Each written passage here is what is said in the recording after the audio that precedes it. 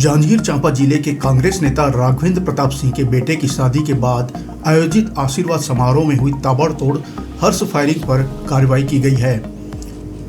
जिला पंचायत उपाध्यक्ष राघवेंद्र प्रताप सिंह के लाइसेंसी पिस्टल और 30 नग जिंदा कारतूस को जब्त कर लिया गया है। इसके अलावा 2 एयर पिस्टल भी बरामद किया गया है। 12 फरवरी को ग्राम रसौटा में आशीर्वाद समारोह का आयोजन किया गया था। वहीं राघवेंद्र प्रताप सिंह के बेटे शांतनु प्रताप सिंह की लाइसेंसी पिस्टल 0.32 बोर से 3 बार हवाई फायर की गई थी, जिसमें से 2 नग खाली कारतूस का खोखा बरामद किया गया है।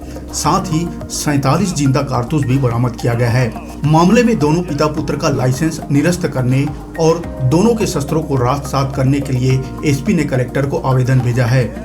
वीडियो की बारीकी से जांच करने के लिए एक्सपर्ट को भेजने की बात कही गई है।